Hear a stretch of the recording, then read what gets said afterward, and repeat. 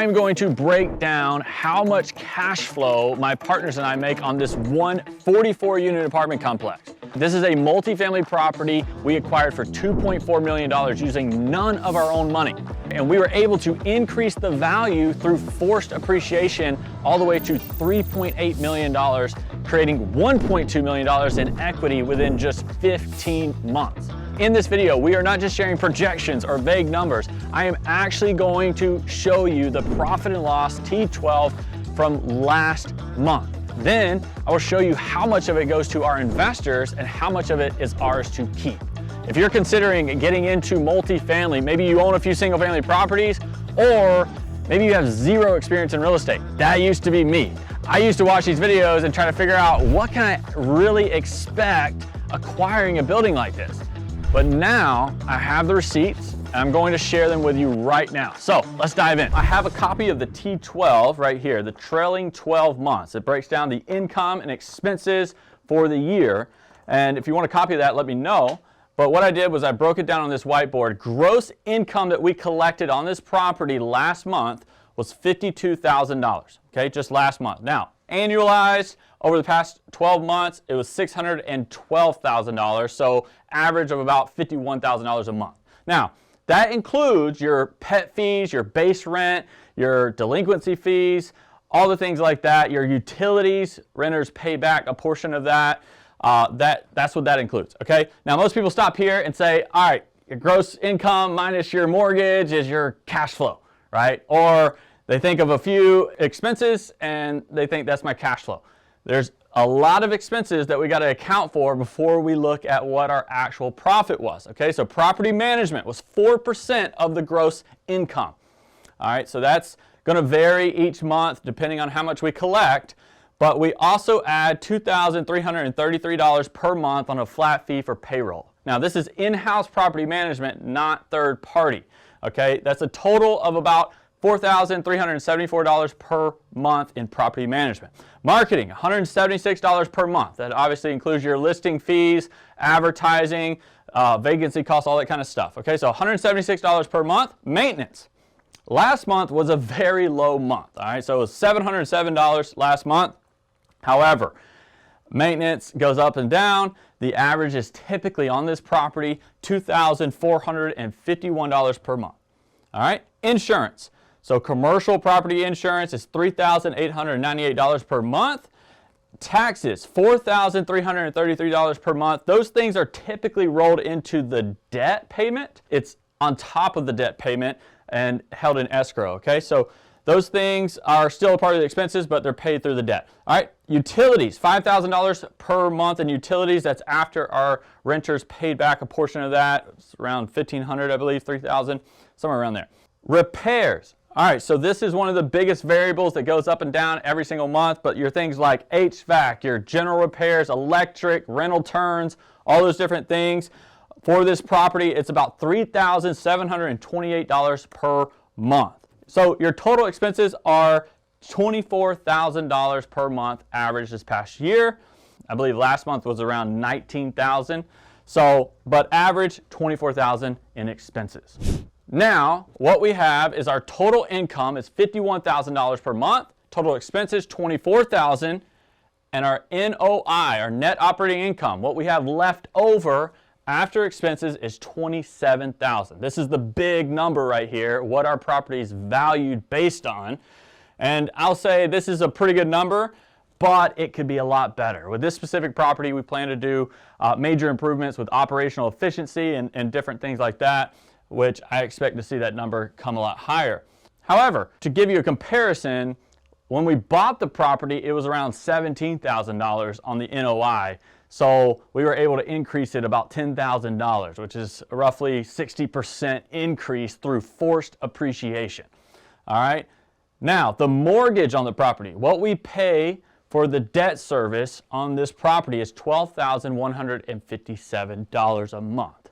All right. So this is before debt, before investors.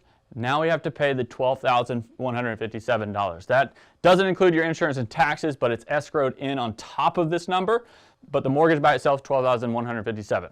Now remember, we raise capital for this deal using other people's money. So we have investor partners who get paid first. All right, our investors get about 10% preferred returns annually. We pay that out quarterly. All right, however, we refinanced this property after about 15 months and paid them back half of their $500,000 that they used for the down payment. Now we pay them only on what money they still have in the deal. All right, so that's about $2,000 per month off the top. Okay, they also own 10% of the equity in the deal, so they get about 10% of the $1.2 million we created in equity within 15 months, and now that value is about $1.6 million more they have 10% of, so their part is $160,000 on top of the preferred returns. They get that when we refinance or sell. They also get 10% of the cash flow month to month, so in this case they get around $1,500 per month. After investor payments and debt, we now have $11,000 in cash flow for the general partner. That's us. Okay, now we can put that in our pockets, or the real reason people get into these types of deals, one, is the tax benefits, right? Which I'll go over that in a second. But number two, and most importantly, is we own 90% of the $1.6 million in the equity that was created, which is about $1.4 million. We can then either take through a sell or refinance it and put it into another property. So yes, the building cash flow is $27,000 total, but after we pay our investors their preferred returns and debt, we're keeping about $11,000 as the general partners. However, remember, we created this but didn't bring any money to the table. We had investors who ended up getting a 30% annualized return once we refinanced in 15 months. And really, you can't even calculate that number because they're getting 10% of the cash flow as long as we own the property in perpetuity. So here's what we did differently. Okay, when we first acquired this property, the NOI was about $17,000. All right, what we did was, number one, we created forced appreciation, which means we came in and improved the NOI. We increased income, decreased expenses, and we have a $324,000 NOI today. We paid $2.4 million, NOI is $324,000, cap rate 6.5%. That means that the cap rate divided by your NOI gives you the value of your property, which today is $4.2 million. All right, so that's an equity created of $1.8 million. All right, and number two, tax benefits. This is a major deal for anybody who's coming in, whether it's limited partners, your investors, or for you as a general partner.